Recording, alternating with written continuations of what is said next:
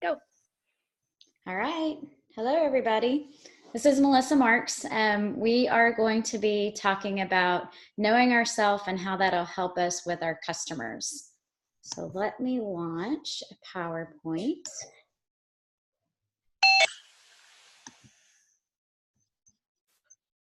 And let me know if you guys can see that. Yes. Okay, perfect.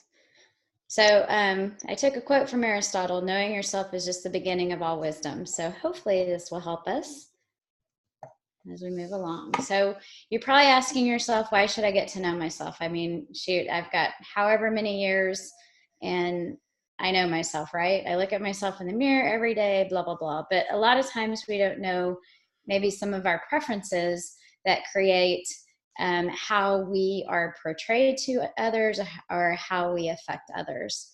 And so in knowing ourselves, we can help our business relationships and really improve any relationship. And honestly, when we get to the end, I'll kind of talk about how my husband and I have actually used this to make our relationship stronger and have a good understanding for one another. And that actually goes to opposites attract. And I might even use this if we have time to talk about maybe Janice and I, and maybe some of the parts where we're exactly alike and some of the parts where we're different, and maybe how that affects teaming. So just a little bit of a disclaimer.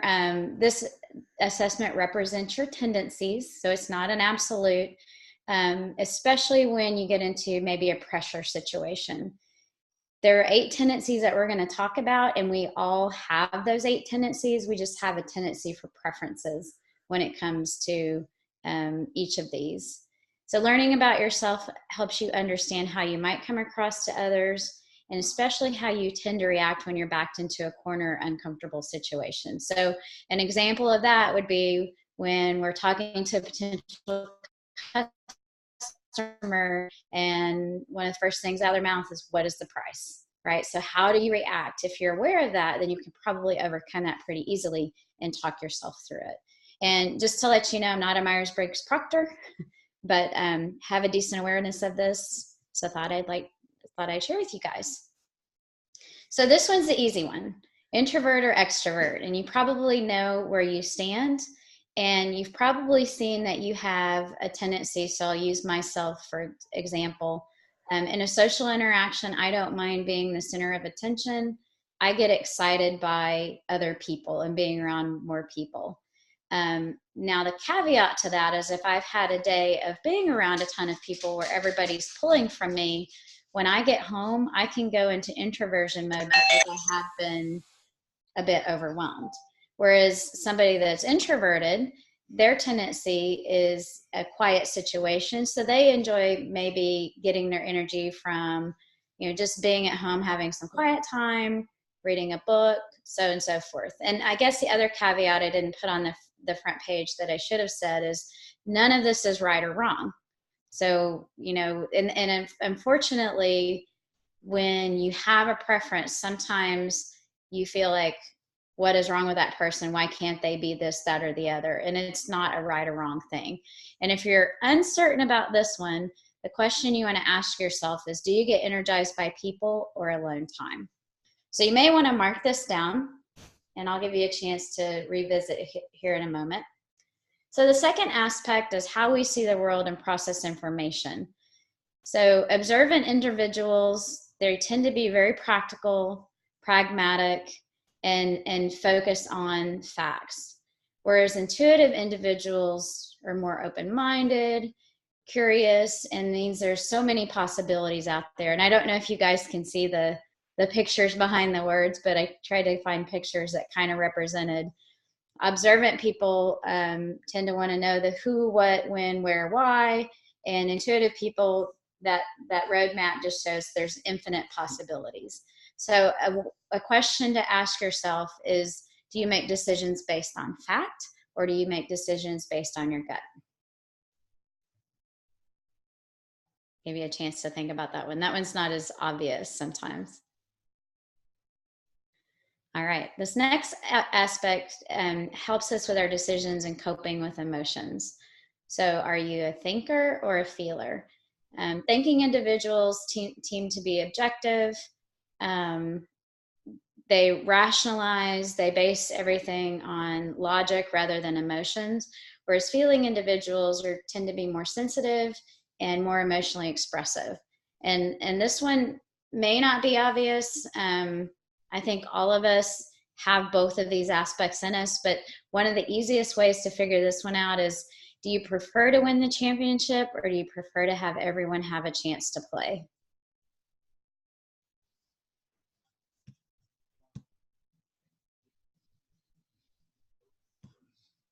I'm trying to see what the chat was real quick. Perfect, Charity. Just wait.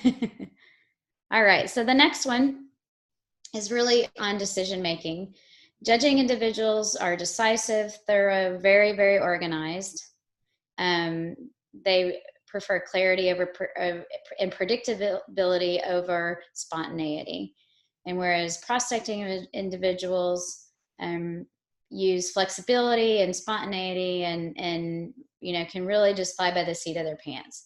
So the question you'd ask here is, do I require a checklist, or do I fly by the seat of my pants? So grocery store is a perfect example. Do you have to go to the grocery store with your checklist, or can you walk through the aisles and make it happen? So I think we've hit 4 so far. Whoops. So here's what we've talked about. Are you an introvert or an extrovert? So do you have a preference for privacy, or do you prefer the group companionship? So this is a good time to mark these down, because this will help a little bit later. Intuitive, do you have preference for hunches? Are you visionary, or do you have a preference for concrete data, sensing, and making decisions? Are you a thinker? Do you prefer hard facts over feelings, or do you rely on your feelings for decision making? And then perceiving, do you like open-endedness and a casual life, or do you prefer closure and focused and clear objectives? So did everybody figure out what they are? I know I'm an E, an S, a T, and a J. So I'm extroverted, I'm sensing, I'm a thinker, and judging. Anybody want to share what they are? I'm an E. I'm an I. I'm an F. I'm a P. Yep. Yeah. I knew that. Charity? I am the exact same ones that you just named off. Yeah, that's crazy.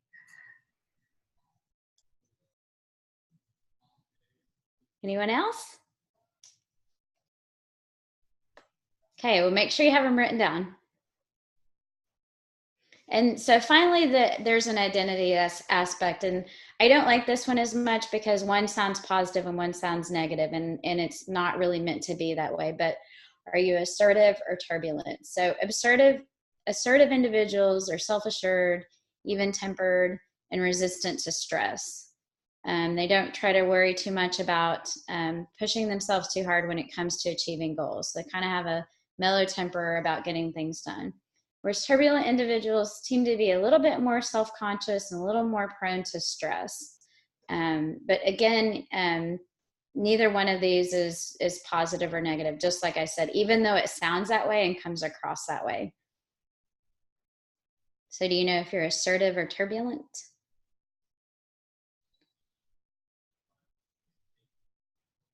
And this one's hard, because I think just like any of the other ones, it depends on the situation where you flip, right? Mm-hmm. Yeah, because I'm definitely a little bit of both. Like, I'm not too much of a worrier, but I like, and it says hard when it comes to achieving goals. What do not push themselves too high, but I do push myself to reach my goals.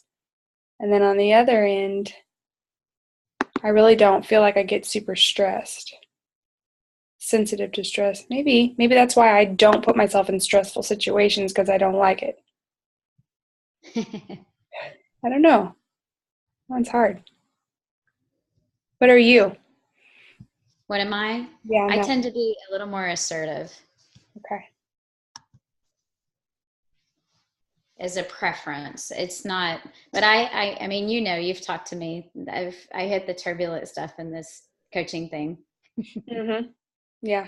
Okay, cool. So does everybody have their 5? All right, so I want to spend the next few slides kind of giving an appreciation for, you know, your preference style. So you're kind of aware of, you know, extroverted is a good example, which is the one we're going to go to next. But how do we come across, or how do we handle somebody that's opposite of us to make sure that we are caring for them in a way that we aren't going to turn them off? So to care for an extrovert, we want to respect their independence. And for an introvert, we want to make sure that we respect their privacy. For an extrovert, you want to compliment them in the company of others, and you don't want to embarrass an introvert in public. You want to accept and encourage an extrovert's enthusiasm, and you want to let an introvert observe situations, especially new situations. You want to allow an extrovert to explore and talk things out. And then you want to give an introvert time to think. So one telltale sign of an introvert versus an extrovert will talk and then think, whereas an introvert will think and then talk. So for another good example is an extrovert will ready, shoot, aim, and an introvert will ready, aim, shoot. So that kind of helps give you a little bit of appreciation. And I won't go through all of these in detail, but this kind of helps us understand, for one, how we might come across if we're too, in my situation, I'm very extroverted, so I have to make sure that I wait, give everybody a chance and time to think things through, or even revisit it later if I've already moved on. And an introvert just realizes that, you know, extrovert's going to really want to make decisions, so they're going to be ready to go and they want your input, but their time frame is a little more limited. And so we just have an appreciation for one another. Any questions on this one before I move on? I know there's a lot of information on there.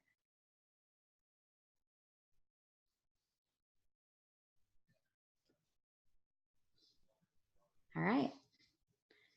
So a sensor versus intuitiveness. So a sensor wants very concrete information where possible, and it's typically based on personal experience.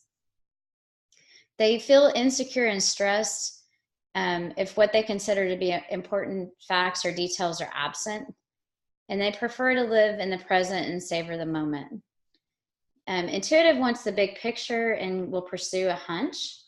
They feel bogged down and stressed if they get too many details provided to them. And then they prefer to attend to the future in the pursuit of their ideas, dreams, and visions. So you can kind of see where a sensor really needs some details and facts, and somebody that's intuitive needs really just the big picture, needs to explore ideas, and for the two to work together is figure out how to do enough of both so everybody's needs are met. Does that one make sense? And I'll post these later, by the way, so if you're diligently taking notes. And I also have the test for you. So if you are uncertain on any of these, there's a test that you can take to get the questions and figure it out. All right, so behavior pitfalls to avoid between a thinker and a feeler. So a thinker, we need to make sure that we aren't assuming that there are no alternatives to making a decision. We don't want to be rigid or too confrontational.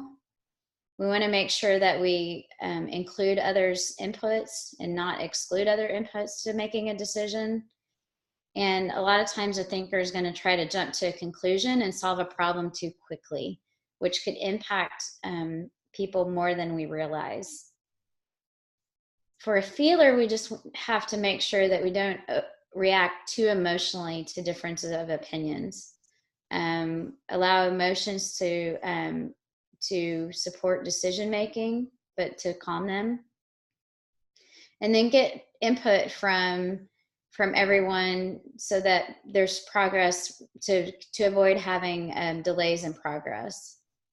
And you don't have to be liked by the entire organization to move on. So any questions on that one? This one's another one that I think is kind of easy to identify. You can tell if somebody makes decisions based on their feelings versus really having to, based on personal experiences. All right. A judger versus a perceiver. So a judger really doesn't tolerate tardiness. They need to have decisions made. And they aren't really tolerant of play when work needs to be done.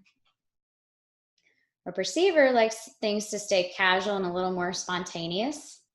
They like flexibility and kind of questions and need to finalize. And they tend to be a little more playful.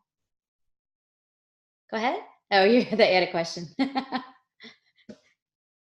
Everybody's playing now. All right. So based on the letters that you came up with, and of course the fifth one isn't identified in here, but when you do the test, it will be. So based on where you're at, you can kind of see like your personal preference, your logic, and really where you fall. So I'll use myself as an example. I'm here in this lower corner, this ESTJ, which is not surprising. My career is a supervisor. That's what I do. And we'll talk, I'm going to use myself as an example because I really didn't want to offend anybody. But Janice, you said you're an ENFP, is that right? ENFP, so you're a champion. Does that surprise you?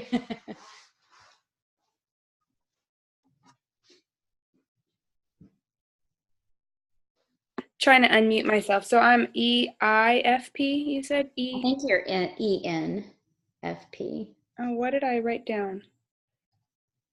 Did I write the I for the wrong thing? Well, so intuitive is rather than the I, it's the N. Got it. Okay, I'm confused. I don't, because I do see I on there too, but I didn't. Okay. Yeah. And I think Charity, you said you're that as well. So you're a champion. And whenever this is printed out, the little fine words underneath there, we can't read it on this one, but do you know what they are? Yes. Yeah. So it says for an ENFP, they're second only to the ESFPs for fun. They want lives filled with excitement and romance, very enthusiastic and creative. They're often teachers, artists, and writers. And they have a great need for diversity and charge. Cool. And then I'm over here, and we'll talk more about that one. Anybody else figure out what they are? Does it fit? Jennifer.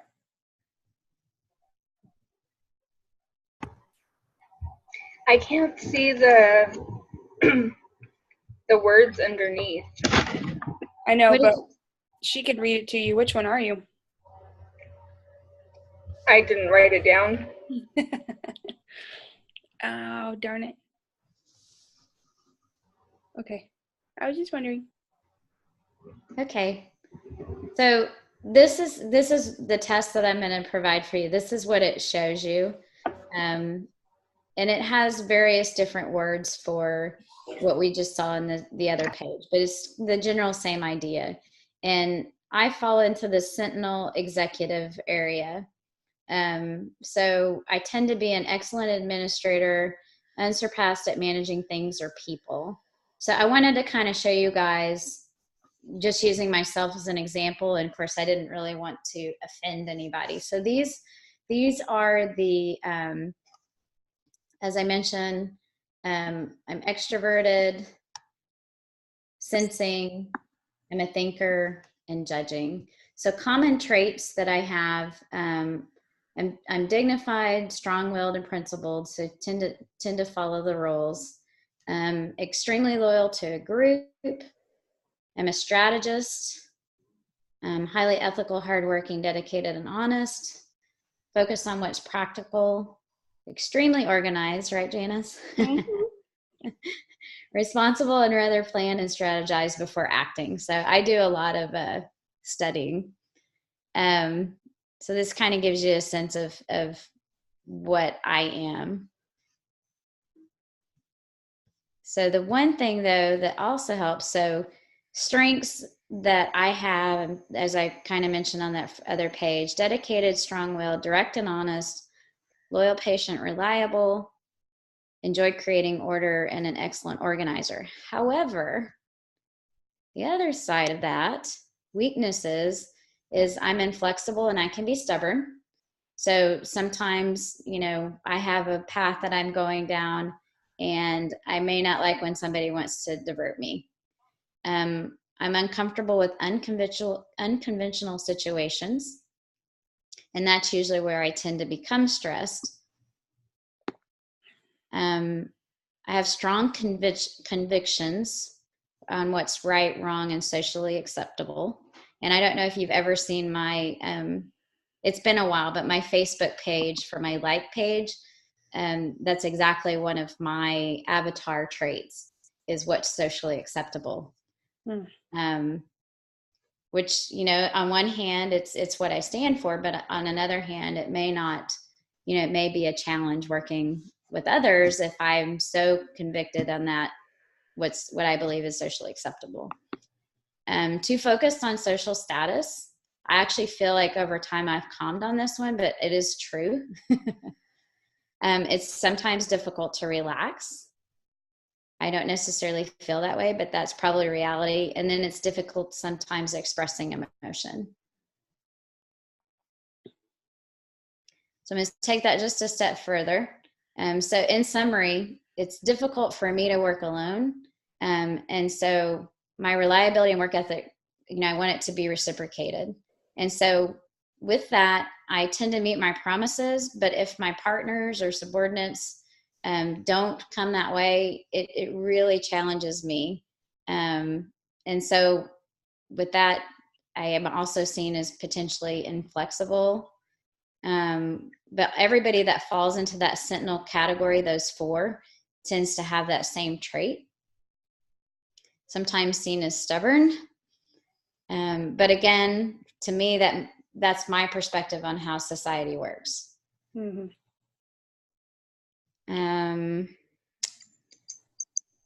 Tend to be a model citizen, maybe, but I definitely help my neighbors, try to uphold the law, things like that. Don't always recognize that not everybody follows the same path and contributes the same way. Actually, being aware of this helps me in that. But there was a time where it's like, come on, don't you just get it? And then a true leader recognizes the strength of an individual as well as the group and helps bring those individuals' ideas to the table. So that's one of the things when I talked to Janice about doing this, I thought would be very helpful to all of us, because we have customers out there that have different perspectives and focuses and needs. And we kind of hear about that when we talk about them, but we may not understand, kind of their preferences and where that's coming from.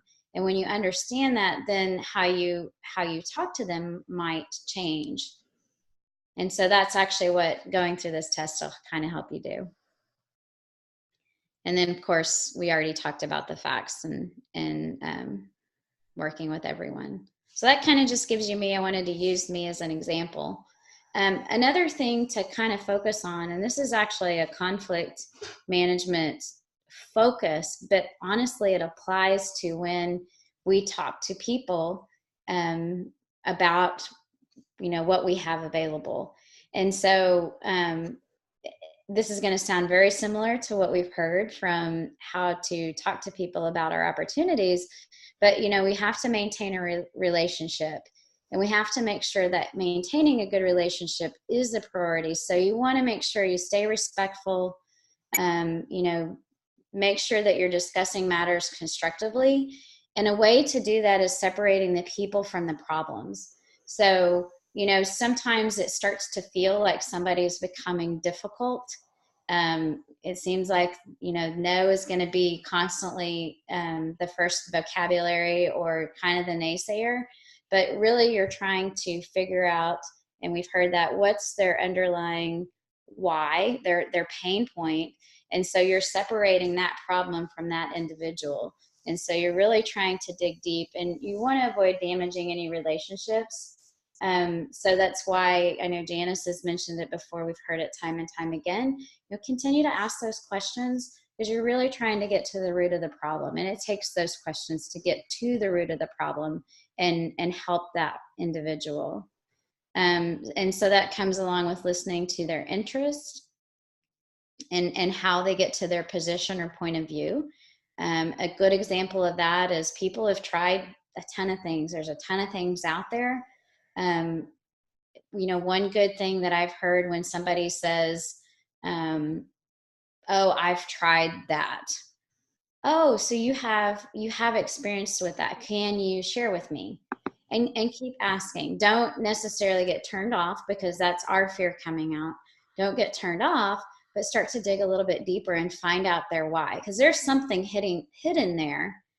But they've categorized everything that, you know, every diet or nutrition plan or exercise, it's all in one box to them at that moment in time, until you dig back the layers of the onion or the, you know, whatever, and figure it out.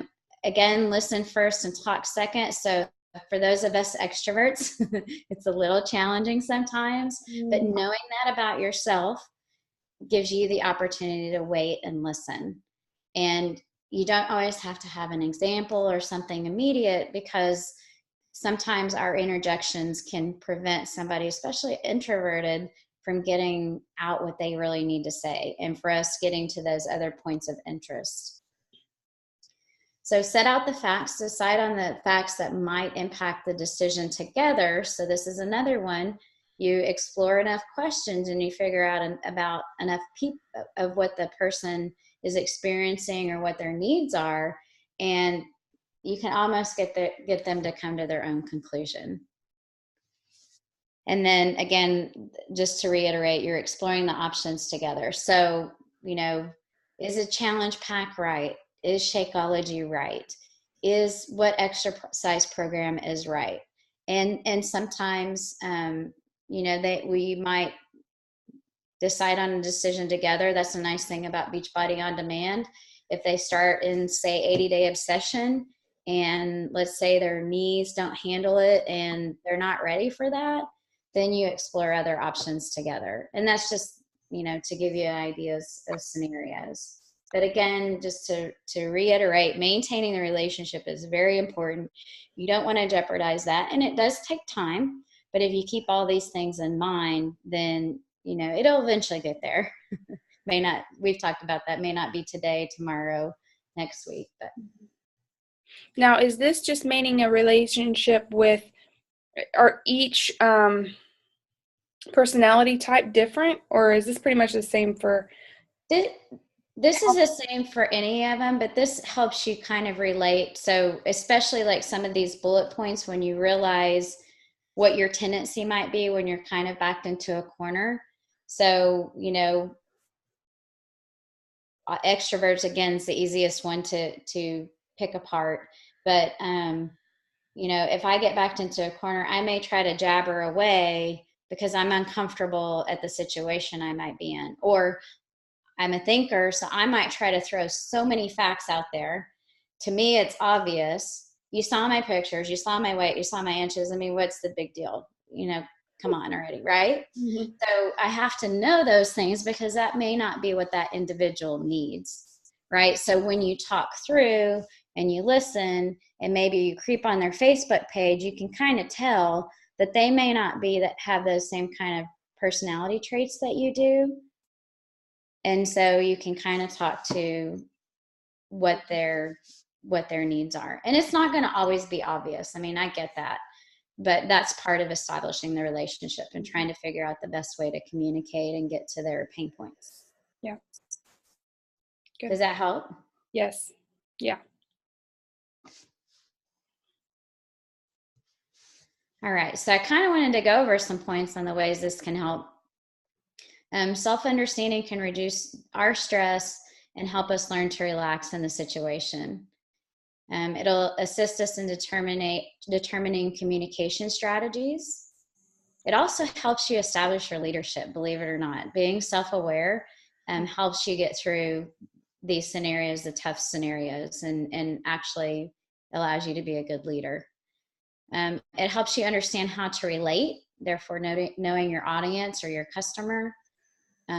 Makes you aware of your pitfalls and helps you keep the relationship first. So when you get back to that corner between staying calm and knowing how you're going to react, you can avoid maybe going down that bad path and keeping your cool and working through it. It helps you manage your tendencies to contribute to others' success. It also helps in effective teaming. So this is where I want to use the example with Janice and myself. So there's only one of those categories, and maybe Charity too, I don't know. There's only one of those categories where we're exactly alike. The other three categories we are not. And actually, those weak spots for me is where Janice helps me out because I can overthink something. I can put too much details out there where I need to maybe hit on the feelers and try to create a sensitive scenario. Maybe when I'm writing a post or when I'm talking about working with a customer. So another way to look at that. So you've heard of opposites attract. Well, my husband and I are pretty decent opposites in a lot of categories. And so I mentioned earlier, I'm bombarded all day long because I'm an extrovert and I'm in a role to be an extrovert between being a supervisor and teaching fitness in the evenings. So when I get home, honestly, the last thing I want to do is talk. My husband's an introvert. And so we can sit in the living room and I'm perfectly fine with that. Whereas the rest of the day, I don't feel that way. The other one that we're very opposite on is I have to have that checklist when I go to the grocery store, and he doesn't. And the nice thing about knowing that about each other, if I've had a day where I have to get in and out of that store and I have to hit the checklist and I can't wander every aisle, he and I don't go to the store together that day. Right? And it's not bad. It's just we know that about each other. And so we keep the relationship intact because I'm not going to go off on him that day because it's taken us 2 hours to go through the store when I want to go through 30 minutes. And I've got some of those other traits, the same kind of thing, but it's just nice for us to know that because then we don't hit each other's anger points pretty quickly. And then the last thing I wanted to throw out there is it actually helps you better tweak and understand your avatar. So there's some things that are really, really obvious, but I think there's some things that if you know about yourself, it might actually help you better understand what your avatar is, right? It may not say, you may not go out there and say, hey, I'm an extrovert, but I might go out there and say, I'm the life of the party, right? Or something like that. So it kind of helps you maybe scope that down. Because I know for me personally, I've struggled with the avatar a little bit, but when I get back to some of these tendencies, it actually helps me think, okay, I can hone that in a little bit and maybe better define what my preferences are. Does that make sense? Yeah. Yeah. I like that. So you're not just thinking I'm an extrovert and I need to look for other extroverts, but you can also look at the other characteristics of as you break that down. Right. For each letter, really. Right. And again, I mean, all those four categories together, natural leader, supervisor, some of those things for me, I mean, yeah, it's kind of obvious. I just happen to fall into that career, but it may not always be obvious, right? Mm-hmm. Yeah, you might be in a career that you're not using your personality. You're the champion, right? I mean, that's what your fours narrows down to for the two of you. You're the champion, and you probably see that, you're cheering people on, you're there for them. You're going to, come on, get on my coattails, we're going. Right? Yeah, I feel that way. Yeah, absolutely. Now, one thing I really wanted her to do this for is effective teaming and it's like success partners too. This is really help you find someone that's opposite. Me and Charity have like been friends, and now it kind of makes sense why we've never actually teamed up, because we're so much alike. We'd probably never get anything done. Right? And so when you guys are looking for success partners, and I went through a lot of them before I found a couple that actually helped, it's because I didn't know any of this stuff. And you know what I was thinking? I don't mean to interrupt your thing, because we have, Sorry. Go ahead, because we only have 2 minutes left. But I was going to say that, no, see, it already left my brain because I saw the time on the thing. Woo! Well, keep that in mind. I'm gonna, because I don't have a lot left. Okay. But I actually have the where you can actually go and take the personality test to see where you're at. Because again, like I said, some of this may not be obvious, especially if if you're mid-range and you kind of flip. I know a lot of women, once they become a parent, some of this changes, especially that thinker feeler thing. So, pre-parenting, you might have been a thinker. Post-parenting, maybe not so much. You want everybody to have a chance to play on the soccer team, right? Yeah. And so, other self-awareness, I kind of touched a little bit on conflict style, why that was important, why we should care, because a lot of times when people are opposing us about the opportunity, that starts to feel like a conflict. And in many cases, either we may get a little bit confrontational and we have to win, you have to see our way, or we may go into total avoidance mode and say, okay, I can't deal with this. You're obviously, no, I'm going to run away. But there's other ways to deal with that. So there's some conflict style that I could get the test out to you guys and kind of work with you to understand that a little bit and understand your preferences. For me, I fall right in the middle, so I kind of adapt like a chameleon, other than avoidance. I don't avoid very well. And then strengths finders and core competencies. This is another one that a lot of us probably grew up hearing, you need to work on your weaknesses. Well, time has proven in the work environment that it's actually really hard to significantly improve on your weak area, but rather when you focus on your strengths and learn to complement. So that's where this teaming thing comes up. You actually do better than trying to just focus in on, I stink at sending thank you notes, so I got to make myself send thank you notes. I know that's a vague one, but, things like that. And then this is another point where the opposites attract comes in. So these are things that we could actually do a follow-up on if people are interested. The conflict style, I've already found that one, and so that's a real easy one to do. The strength finders, I got to figure that one out a little bit better because it's not as obvious as the things that we've walked through tonight. And it's a test that I paid to do, but I think I can get around it. So anyways, I was just curious, as